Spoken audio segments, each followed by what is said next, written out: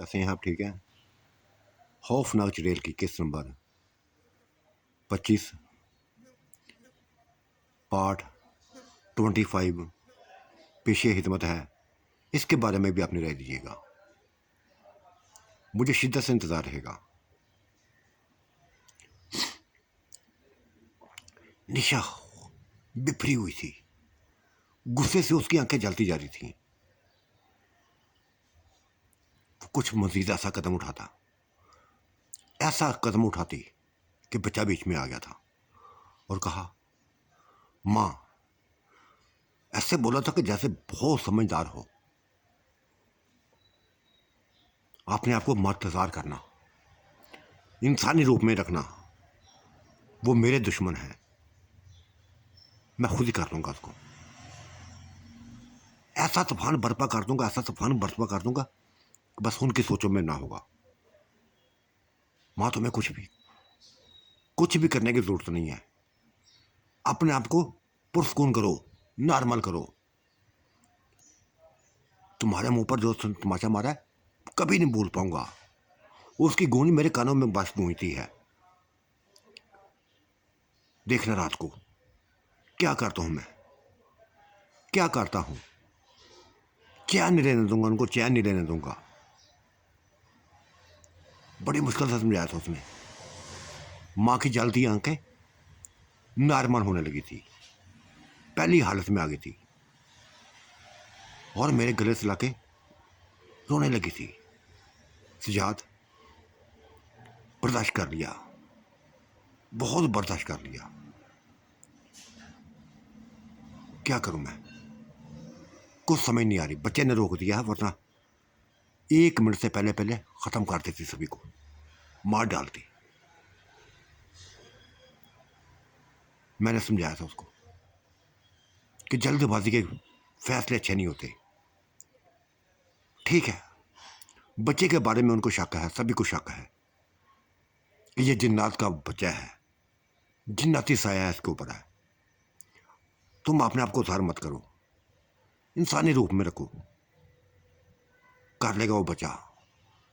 आज बच्चे को पहली दफा मुझे बच्चे पे फार हुआ है, आज फार हुआ है।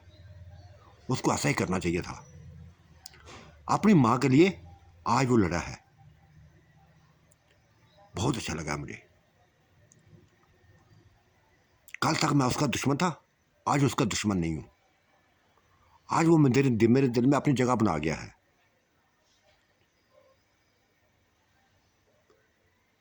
मेरी बात सुन के मुतमईन हो गई थी, गहरी सांस ली थी उसने और कहा, हाँ, ये मेरा बच्चा है, मेरे लिए कुछ भी कर सकता है, कुछ भी कर सकता है। अभी हमें ये बातें गा रहे थे कि उसी घर से शोर हुआ था, चीखों का सिलसिला शुरू हुआ था। मैं भागता हुआ गया था,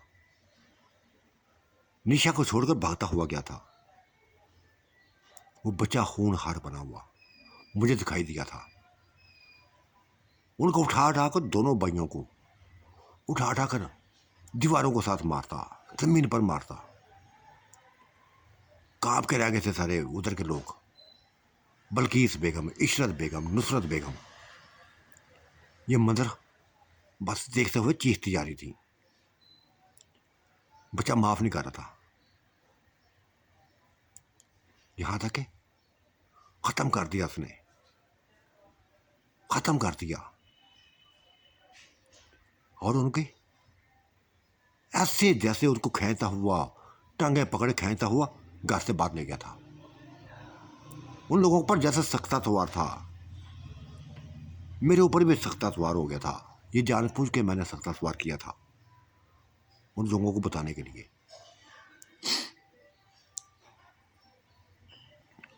कोई नहीं गया था उनके पीछे, बच्चे के पीछे कोई भी ना गया था।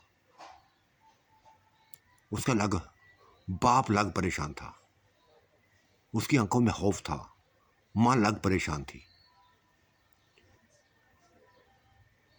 और फिर दूसरे दिन ही सुबह सवेरे ही कटी हुई जगह जगह से जिस्म उससे गोश्त उतरा हुआ दिखाई दिया था उन दोनों मर्दों का, बिल्किस बेगम के भाइयों का। ऐसी हालत करती थी कि जिस्म से खून का आखिरी कतरा तक निचोड़ लिया था। जिस्म को खाता रहा था बचा।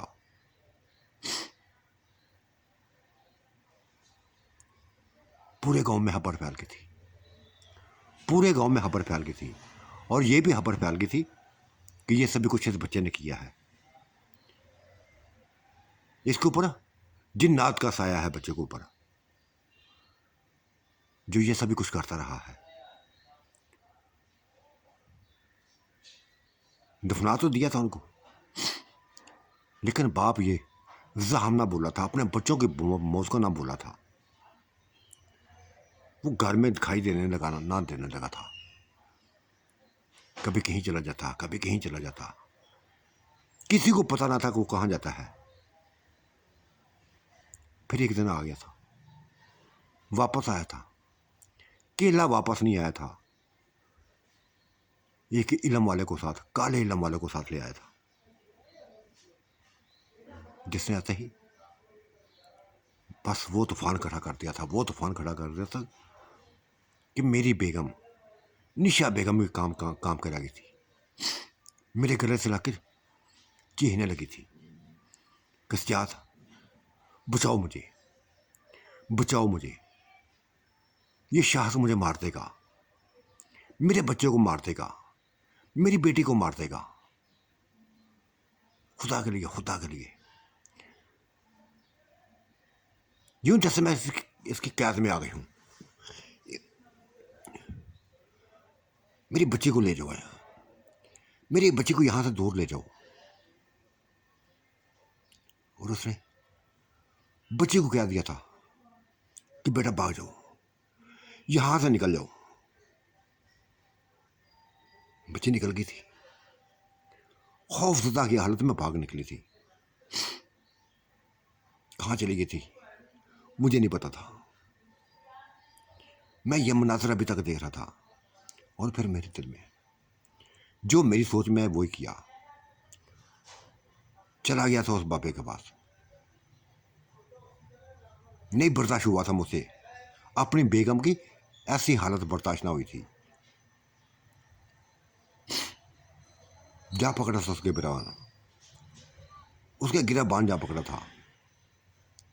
लेकिन उसके अंदर कैसी ताकत थी। मुझे उठा के बस ऐसे फेंका कि मैं पागल हो गया था। ये उसकी जिस्मानी ताकत ना थी, कोई और ताकत थी जिसने मुझे फेंका था। एक खौफनाक किस्म की आवाज मेरे मुंह से निकली थी।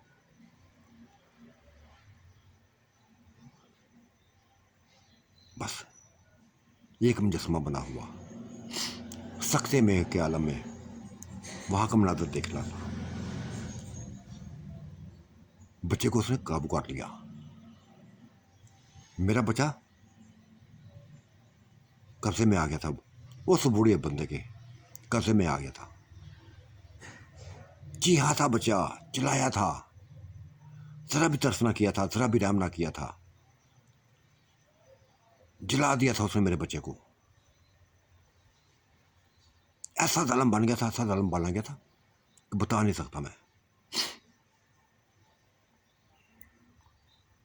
मेरे सामने ही मेरा बच्चा जलता रहा, जल के मर गया। वो खुद ही बोला था, बाबा अभी वहां बहुत बड़ी चिड़ेले हैं, जिन्नात हैं। अपने व्रत को, अपने अमलों को तेज कर दिया था उसने।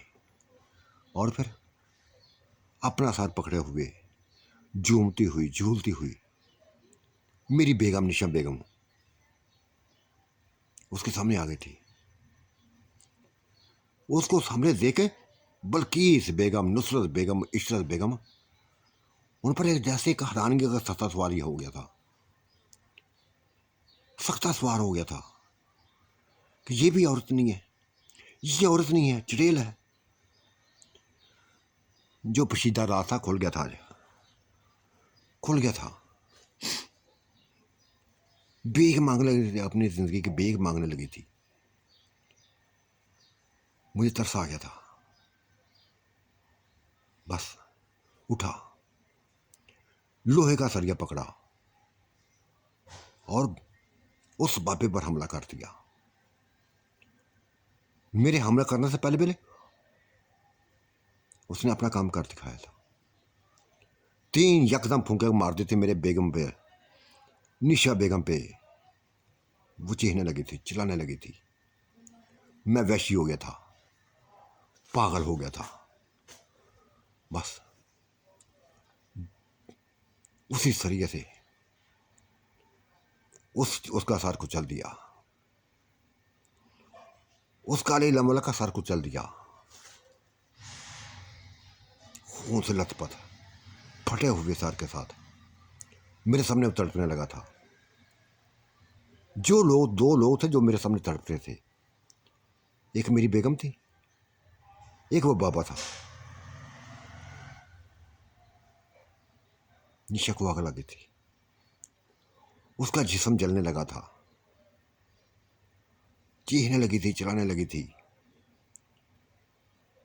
और जिस्म ऐसे आग ने ऐसी लपेट में लिया हुआ था कि एक खूबसूरत हसीन और जमील औरत भयानक रूप में आ गई थी, बहुत बड़ी बला के रूप में सामने आ गई थी।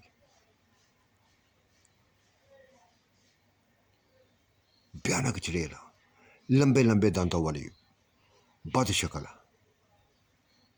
उसको देखकर सभी काम के थे। बल्कीस बेगम काम की, नुसरत बेगम काम की, इशरत बेगम काम की, और खुद मैं भी काम किया था। बहुत बड़ी बला थी, बहुत बड़ी बला थी जो चलती जा रही थी। आखिरी बार उसने मुझे देखा था। बस एक ऐसा खौफ था उसके अंदर जो मैंने देखा था। जिंदा ना रह पाई थी, जिंदा ना रह पाई थी, मर गई थी, जल मरी थी। और बाबा भी आखिरी सांसें ले रहा था, जो मुझसे बर्दाश्त ना हो रहा था। मैंने उसकी गर्दन पकड़ ली और उस वक्त तक छोड़ा ना था जब तक उसकी आखिरी सांसें, अटकी हुई सांसें खत्म ना हो गई थी। मार दिया था उसको मैंने, जान से मार दिया था। गहरी सांस ली थी मैंने, पुरसकून सांस ली थी। मेरा सभी कुछ उजड़ गया था, सभी कुछ तबाह हो गया था। जाके दम लड़ता है था। अभी जिस्म जलता जला हुआ था, ढांचा बना हुआ था, राख बनता जा रहा था कि एक तूफान आया था। जमीन लड़सने लगी थी, कोठियां कांपने लगी थी। यह मंजर देखकर सारी औरतें घर से बाहर निकली, भागी। बाबा भी बाहर से निकला, लेकिन बाहर तक ना पहुंचा था। माँ भी बाहर पर तक ना पहुंची थी कि उस तूफान ने, उस बहुत बड़े ज़लज़ले ने, भयानक रूप में आए हुए ज़लज़ले ने छतें गिर गई थी, दीवारें गिर गई थी। वो दोनों माई बाबा उनके अंदर ही दब गए थे, उनके अंदर ही दब गए थे। ये सारा मंदिर मैं देख रहा था। निशा जाते जाते अपना कमाल कर गई थी, बदला ले लिया था उसने उस बूढ़े से जो इस बाबे को बस कहीं ना कहीं से ढूंढ के लाया था।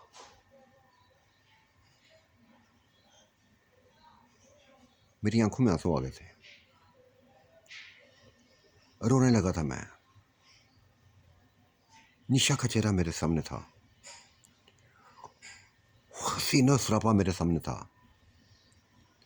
वो नहीं थी मेरे पास रही, अब चली गई थी, हमेशा के लिए छोड़ गई थी मुझे। गिरी हुई कोठियां, तबाही का मंजर पेश कर रही थी। बचा ना रहा था, निशा बेगम नहीं रही थी, पापा नारा था, बल्कि इस बेगम का बाप नारा था, उसकी मां नारी थी।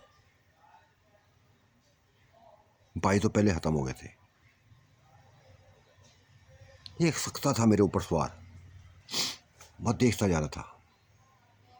न सिर्फ मेरे ऊपर सख्ता सवार था, बल्कि सभी के ऊपर था। ये खौफनाक हौलनाक मंजर को देखते रहे। जल्जला ये तबाही फैला कर खत्म हो गया था, बिल्कुल खामोश हो गया था। जमीन ने कांपना बंद कर दिया था।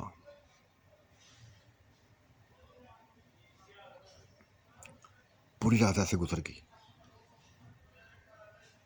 पूरी रात गुजर गई।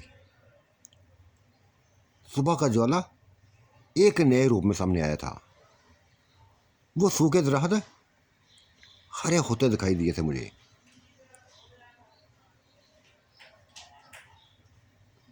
पत्ते निकलते दिखाई दिए थे। तब मेरी नजरें उस बाबे पर पड़ी। यही वो तो बाबा था, यही बुजुर्ग था, वो यही काले इलम वाला था जिसने यह बहुत पहले यहाँ आके मेरी बेगम के शोहर को मारा था, उसके हम बच्चों को मारा था। यही था वो, यही था वो जो मेरे हाथों मर गया। उसकी मौत के साथ ही हरियाली शुरू हो गई थी। जरा सा सूखे दरख्त हरे भरे होने शुरू हो गए थे। सूखी हुई झाड़ियां हरे भरी होनी शुरू हो गई थी। सूखी घास हरियाली पकड़ने लगी थी।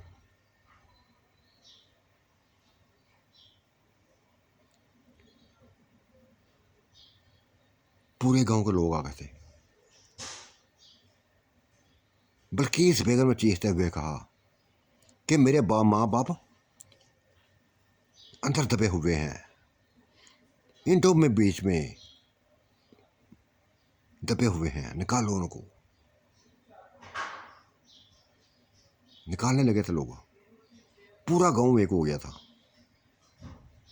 मैं एक तरफ दरख्त के साथ तने के साथ खड़ा ये तमाम नाजर देख रहा था। किसी में दिलचस्पी ना रही थी मुझे। हर किसी का चेहरा बस मुझे खून हार नजर आने लगा था। क्या हो गया था मुझे, क्या हो गया था, कोई समझ नहीं आ रही थी।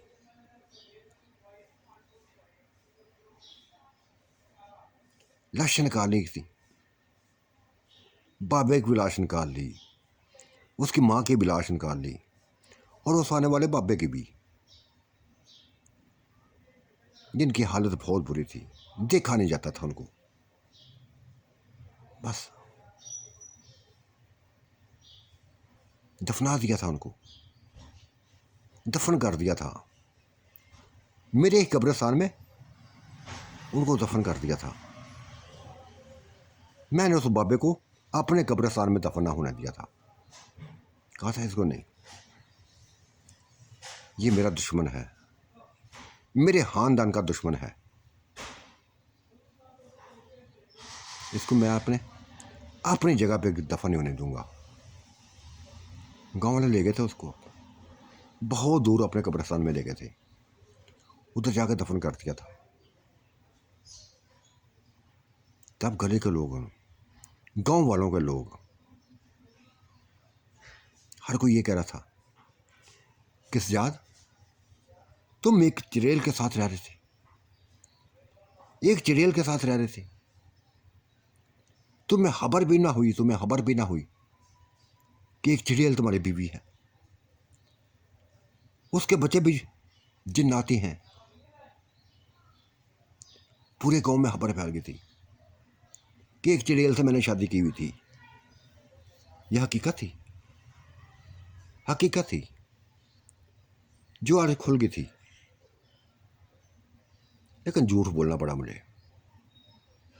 मैंने कह दिया था कि नहीं यार, मुझे नहीं पता था कि यह चुड़ैल है। मैं तो एक इंसान समझ रहा था। मुझे क्या पता कि क्या रूप है इनके, कैसे कैसे रूप हैं। अब पता चल गया ना, सजाद अब पता चल गया ना। ये बिल्किस बेगम ने कहा था, तुझे पहले से दिन से कह रही थी, पहले दिन से कह रही थी कि सजाद मुझे शक होने लगा है तुम्हारे बेटे पे भी, तुम्हारी बेगम पे भी शक होने लगा है,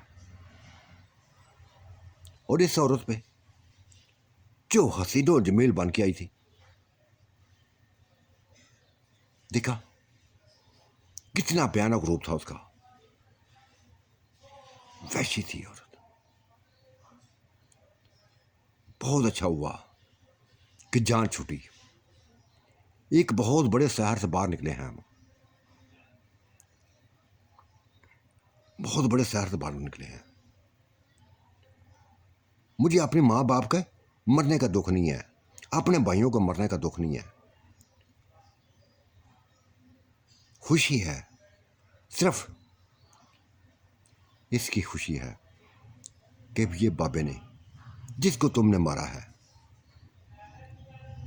अगर ये ना था तो न जाने पूरी जिंदगी ऐसे ही गुजर जाती,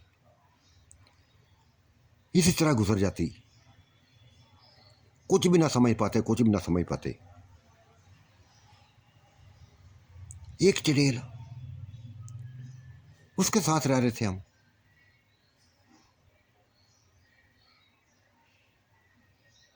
चुप रहो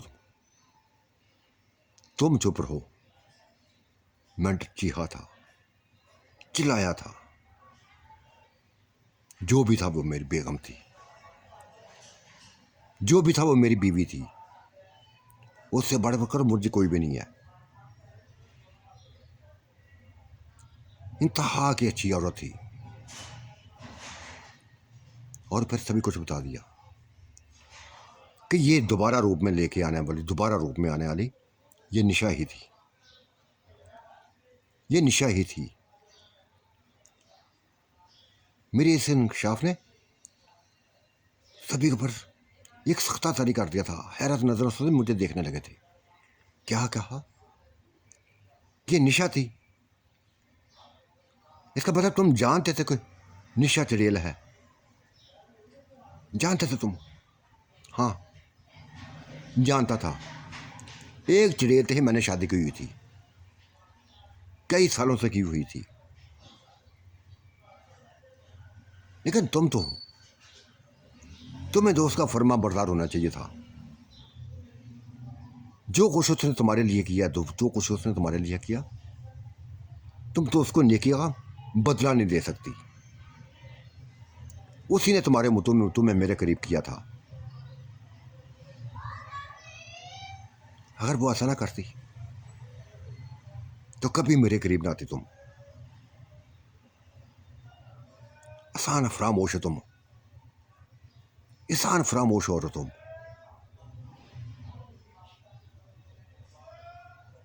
मेरे पाँव में बैठ गई थी, माफिया मांगने लगी थी। हाँ, बहुत नेकियां उसकी मेरे पर, बेइंतहा नेकियां हैं उसकी मेरे ऊपर। मुझे उसकी मौत पर खुश नहीं होना चाहिए, मुझे उसकी मौत पर जरा भी खुश नहीं होना चाहिए। आज मुझे एहसास हुआ है, आज मुझे एहसास हुआ है कि जब वह चुड़ैल थी, जो भी थी, मेरे लिए वो काम कर गई थी, वो काम कर गई थी जो मैंने कभी सोचा भी ना था। उसने तुम्हें मेरे करीब किया था, मुझे तुम्हारी बीवी बनाया था। वो खुशी दी थी जो मैं बर्दाश्त, जो मैं सोच भी ना सकती थी। देखो सजाद, जो कुछ होना था हो गया। बस अब नई जिंदगी जीते हैं, नई जिंदगी जीते हैं। देखो मैं अपने माँ बाप को भूल गई हूँ, भाइयों को भूल गई हूँ, सभी को भूल गई हूँ। तुम भी भूल जाओ सभी कुछ, सभी कुछ तुम भी भूल जाओ। मैं वास्ता देती हूँ तुम्हें, खुदा का वास्ता देती हूँ, भूल जाओ तुम। बस मत सोचना किसी का। तो साथियों आज का मंजरनामा कैसा लगा? आपने राय से ज़रूर नवाजिएगा। अल्लाह आपका निगहबान, मेरा भी निगहबान। अल्लाह हाफिज़, बाय बाय।